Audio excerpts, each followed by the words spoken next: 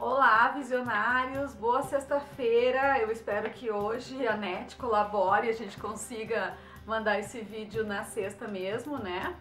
Bom, hoje eu mandei essa semana um e-mail para muita gente da lista falando sobre o isolamento das equipes de P&D.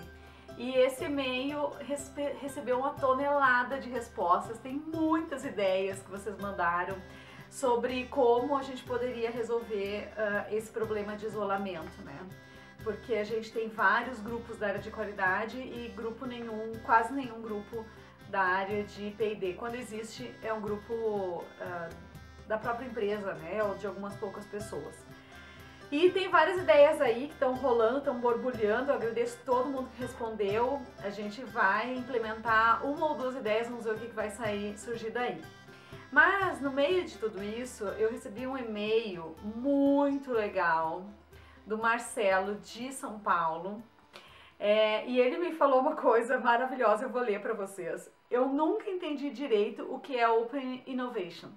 Eu sou um enzimossaurus na área de enzimas aplicadas para alimentos e outras áreas industriais. Como as empresas podem remunerar ideias de terceiros? Isso é feito de forma contratual, com sigilo, para posterior registro de patente? Qual seria um share de royalties justo para o inventor? Hoje as fundações FAPESP, FAPERG, etc., possuem projetos para startups na área de biotecnologia. Por exemplo, tem o PIP-FAPESP. Mas os governos estaduais estão financeiramente quebrados. A gente sabe, aqui no Rio Grande do Sul estão até parcelando salários. E acho que em outros estados também, né? E os poucos projetos que são escolhidos passam por comissões cujos critérios de aprovação são obscuros e sem muita transparência. Aliás, transparência é um dos grandes temas do canal. O mesmo para o CNPq e outras agências de fomento. Resta, portanto, a iniciativa privada. Mas essas possuem seus próprios times de P&D e muitos egos envolvidos. As taxas para registro de patente no INPE são absurdas. Na minha última cotação, para um único registro de manutenção anual, ficava em mais de 40 mil reais, o que é totalmente fora, né? Impossível para um inventor iniciante. É isso. Bom, primeira coisa, muito obrigada novamente, né? Adoro receber perguntas dos leitores e comentários, disso que eu me alimento. E no Senhora Inovadeira, depois de trabalhar tanto tempo com pesquisa e desenvolvimento, ter a oportunidade de encontrar mais gente ainda que está trabalhando com pesquisa e desenvolvimento que eu nunca tinha encontrado antes na minha vida, talvez seja a retribuição mais importante e mais rica para mim. De tudo isso que o Marcelo falou, eu queria pontuar um ponto, né? Tem toda uma questão sobre o que é Open Innovation, eu vou deixar aqui embaixo alguns links para quem quiser se aprofundar nesse assunto, né? Mas tem um ponto que o Marcelo falou que eu gostaria de comentar aqui no vídeo, né? Que as agências do governo, obviamente no último ano houve uma restrição aí de orçamento para essas agências, e resta então a iniciativa privada arcar com esses custos da inovação. Mas será que a iniciativa privada está preparada para fazer a inovação aberta e colaborativa com os outros elos dessa cadeia, né? E daí eu falei um pouquinho sobre isso no último vídeo, que é o tal do dilema do prisioneiro, e me parece que novamente a gente vem com essa questão, né? Retomando para quem não viu o último vídeo, o dilema do prisioneiro é um debate filosófico, vamos dizer assim, sociológico, ao qual é dado para dois prisioneiros uma possibilidade de trabalhar em colaboração para que seja feita uma redução da pena, porém como ambos se olham como prisioneiros, então dignos de desconfiança, eles não trabalham em colaboração e acabam cumprindo a pena inteira, né? E eu acredito piamente que a gente vem vivido nesse universo dentro das áreas, dentro da indústria de alimentos e mais especificamente dentro das áreas de pesquisa e desenvolvimento, né? Eu não vou dizer que eu sou a pessoa mais colaborativa da face da Terra, eu também sofro desse mal e também já sofri muito desse mal, mas eu acho que o primeiro passo é nós reconhecermos em nós mesmos as barreiras que nós nos colocamos para tentar começar a reduzi-las, né?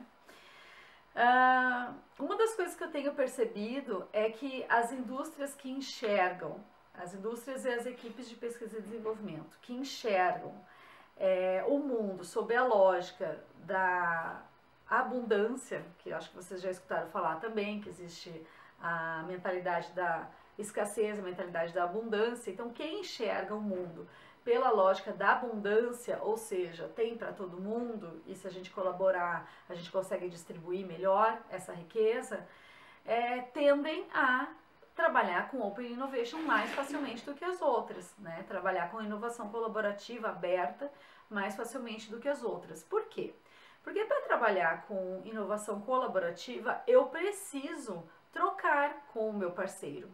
Esse meu parceiro pode ser uma universidade, esse meu parceiro pode ser uma outra empresa, esse meu parceiro pode ser um inventor, alguém de uma consultoria, pode ser até talvez uma empresa do governo.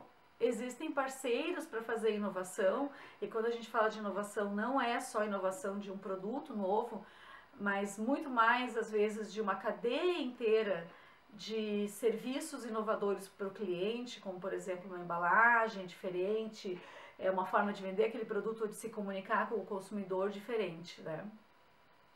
Então, as indústrias que eu tenho enxergado, as indústrias normalmente mais jovens, que estão entrando nesse mercado com a lógica da mentalidade, da abundância, me parece que conseguem fazer essa inovação colaborativa melhor, mais facilmente, pelo menos.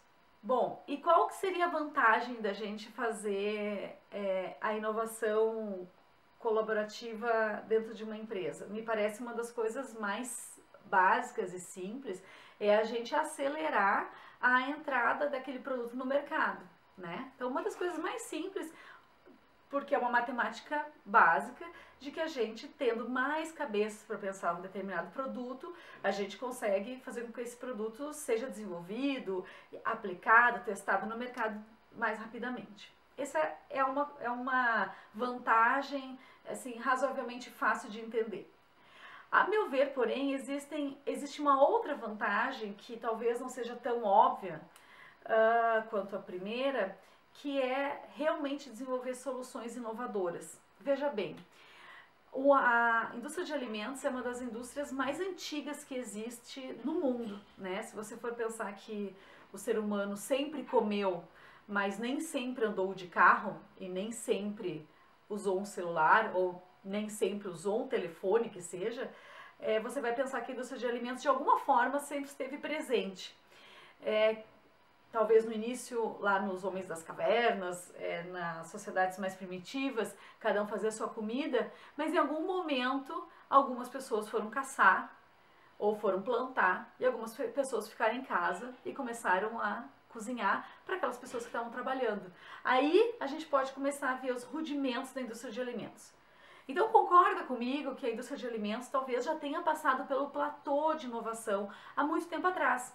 Bem diferente, por exemplo, do celular, que é um artigo na história da humanidade razoavelmente novo e que ainda está passando por uma curva de inovação razoável.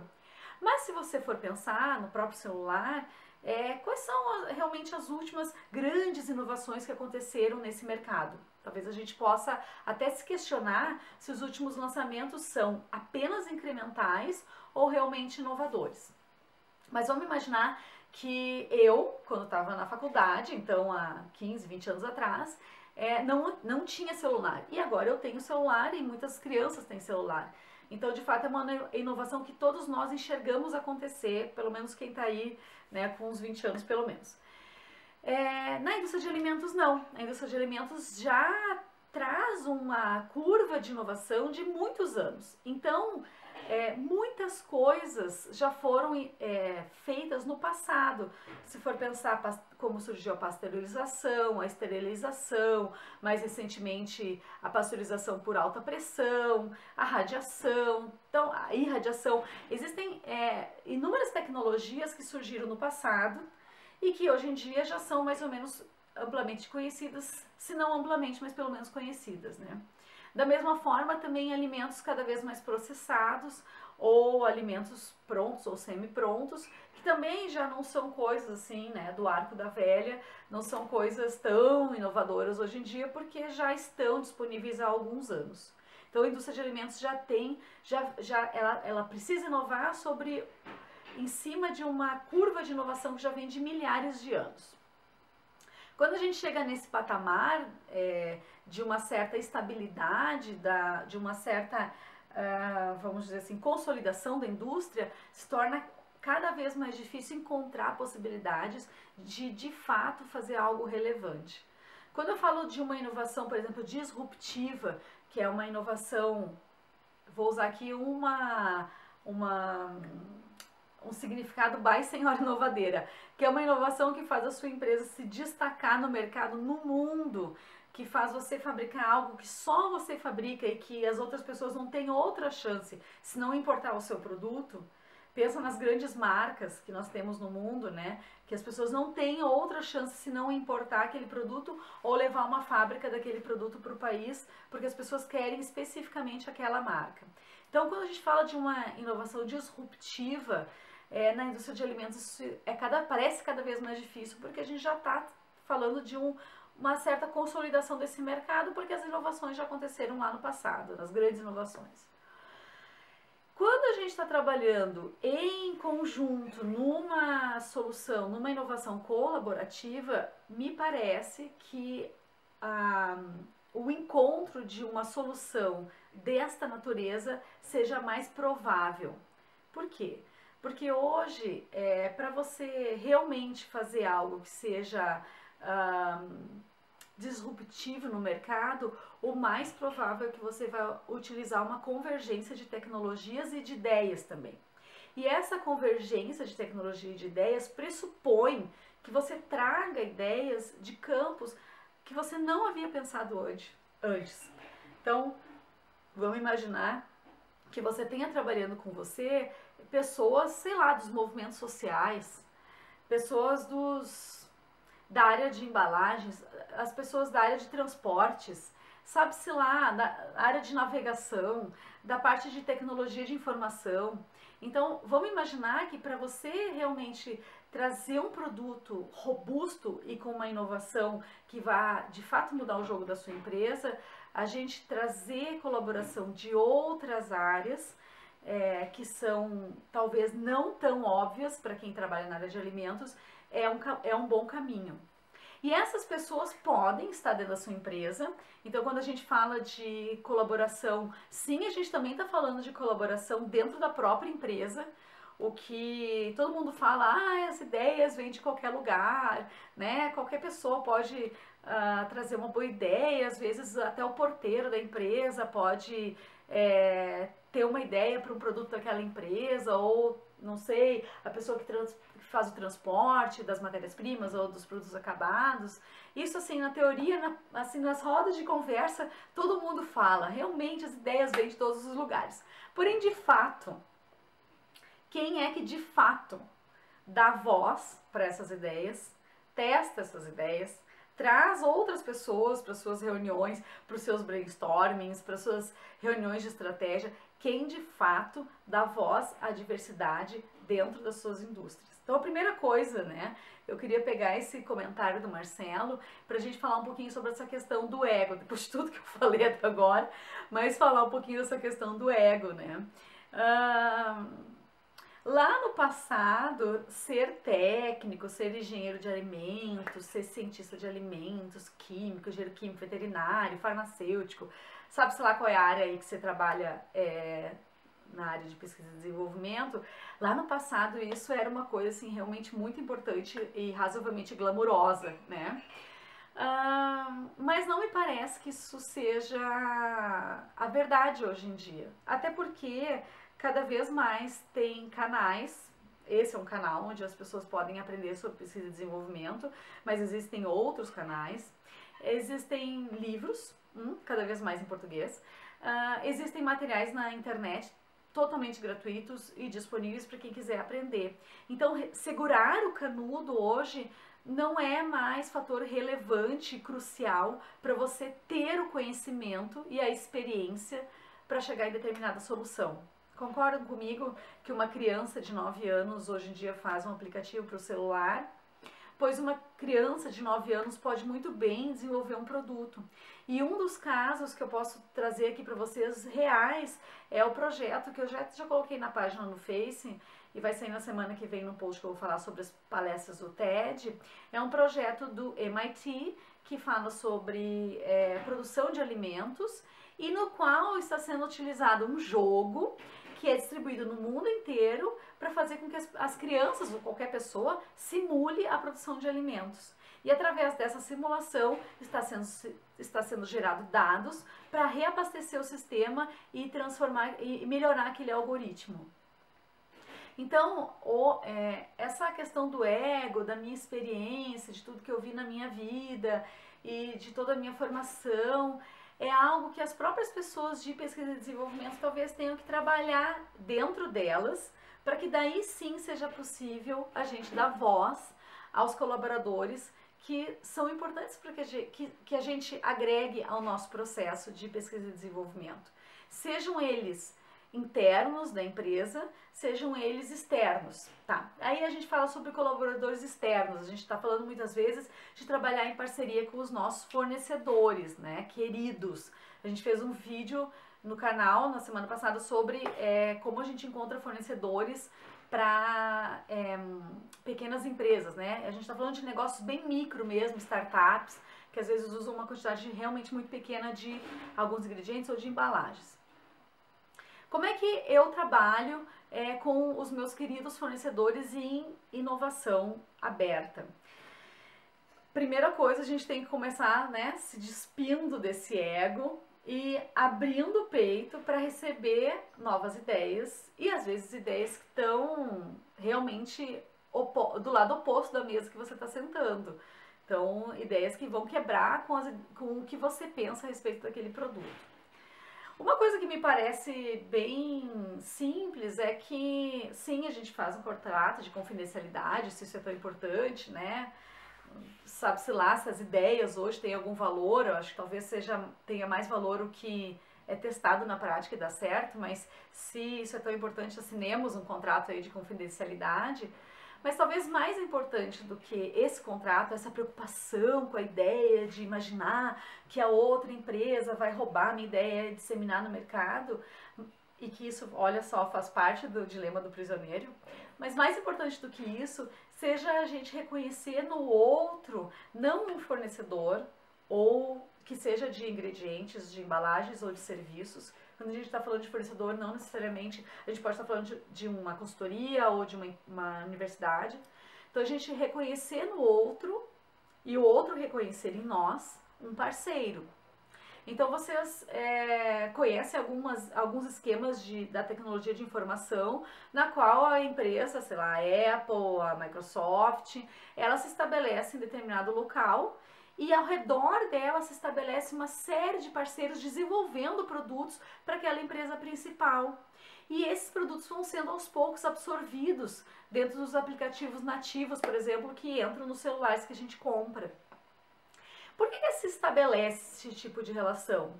Porque ali existe uma parceria. É claro, talvez tenha uma relação de disparidade por causa do tamanho das empresas. Mas então a empresa grande, a maior, para conseguir continuar recebendo o mesmo fluxo de produtos bons vindo daqueles parceiros pequenos, tem que tratá-los com ética. E o que a gente vê hoje, partindo desse pressuposto da mentalidade da escassez e do dilema do prisioneiro, é que a grande empresa, ela tem grandes times de inovação, vamos falar sobre a área de alimentos, né? Ela tem grandes times de inovação, ela distribui o seu pedido para uma série bastante grande de fornecedores, eles, né, desenvolvem sozinhos do lado de lá o que eles imaginam que seja a melhor solução para aquele fornecedor, entregam para aquela grande indústria e depois os projetos são analisados por preço, muitas vezes, né, ou pela rapidez da entrega. O que, claro, que são fatores importantes, né? mas minam o estabelecimento de qualquer esquema de parceria a longo prazo que possa se estabelecer por ali, e mais reforça esse pensamento do dilema de prisioneiro, da desconfiança entre as indústrias, né? Então, o que eu imagino que seja um esquema colaborativo mais frutífero, mais moderno, e mais a longo prazo, que possa vir a beneficiar ambos os lados da cadeia. Tanto a indústria, vamos falar do ponto de vista da indústria de ingredientes, que dentro do nosso esquema é a indústria onde tem mais tecnologia, quanto a indústria de alimentos, que é a indústria que, dentro das indústrias de transformação, está numa categoria de tecnologia mais baixa, né? Então, essa transferência de tecnologia, de informação sobre inovação, ela tanto se dará melhor quanto mais parceiras forem essas empresas. Então, ao invés de distribuir os seus projetos por uma quantidade imensa de fornecedores, seria melhor selecionar os parceiros que mais se adequem àquele projeto, que possam de fato entregar uma solução por algum critério que a própria empresa de alimentos, a indústria de alimentos possa estabeleça, selecionar os parceiros que de fato possam entregar alguma vantagem tecnológica ou mercadológica ou de serviços para a indústria e para o projeto que está sendo desenvolvido. E a partir daí estabelecer uma relação ganha-ganha, né? A gente fala lá desde os anos 80 dessas relações ganha-ganha, mas eu não enxergo muito essas relações acontecendo em determinados pontos da cadeia. Mas e sim, então, estabelecer uma relação ganha-ganha com aquele meu parceiro. Não esmagá-lo, porque ele é um fornecedor, ele merece ser esmagado, e sim tratá-lo com respeito e também tratá-lo como um parceiro não apenas importante, mas obrigatório naquele processo de inovação. Eu preciso daquele parceiro tanto quanto ele precisa de mim. Quando a gente começar a entender isso, que nós temos uma relação de codependência com os nossos parceiros, talvez a gente possa começar a tratá-los com um pouco mais de respeito, vamos dizer assim, e com um pouco mais de seriedade, e deixar esse esquema de qual é o preço mais barato para trás, para a gente encontrar outras relações, né? Porque a partir do momento, a gente pode até fazer isso uma primeira vez, né? Entregar o nosso projeto para um monte de empresas e daí dentro daquele monte de empresas escolher a empresa que me deu o projeto mais barato e tratar todas as empresas assim. Porém, na segunda vez que eu fizer aquilo, eu vou causar duas possíveis saídas, né? Uma das saídas é que algumas empresas não vão mais se interessar por aqueles projetos, então provavelmente as empresas que detêm mais tecnologia não vão se interessar, porque de modo geral não tem almoço grátis, a tecnologia tem um preço também, as tecnologias mais inovadoras, elas ainda estão a um preço mais alto, é por isso que a gente fala de valor agregado, né? Então, se a gente quer realmente trazer produtos com maior valor agregado, eles têm um preço, tanto para o nosso consumidor quanto para nós também. Então, talvez essas empresas não se interessem pelos nossos projetos mais. E as empresas que se interessarem ainda, elas já vão entender que naquela relação não adianta mandar o melhor produto, o mais inovador, o que de fato poderia arrebentar a boca do balão, né? E sim o produto mais barato. O que é uma estratégia, tem muitas empresas aí que têm grande sucesso trabalhando no esquema de baixo custo, mas essa é uma estratégia que só de fato normalmente dá certo para as grandes, né? Porque elas têm uma economia de escala, então elas conseguem diluir os custos fixos e conseguir entregar produtos para o consumidor muito baratos. É claro que uma empresa pequena também consegue trabalhar com custos mais baratos, porque né, o próprio empresário muitas vezes é o faz tudo, né? Mas a partir do momento que aquela empresa começa a crescer e aquele produto começa a incomodar e entra uma grande empresa naquele mesmo mercado e com a sua grande economia de escala começa a competir com o pequeno empresário ou empresária, a gente tem um esmagamento daquela pequena indústria. Por isso que esse esquema de baixo custo, a meu ver ao menos, ele tem que ser visto com muito cuidado pelas pequenas empresas. Talvez o caminho mais salutar para ela seria de fato trabalhar num esquema de alimentos com mais valor agregado, que entreguem coisas que a grande empresa não consegue entregar. Mas isso também não é conversa para hoje, adoro me estender. Bom, mas então é isso. Eu queria só pegar essa questão dos egos, né, e de como a gente pode tratar alguns esquemas de colaboração aberta aqui no canal. Esse assunto não se esgota aqui, tem muita coisa para se falar sobre como fazer isso. Existe essa questão de royalties, existem as patentes, quem paga por isso, como a gente divide os lucros.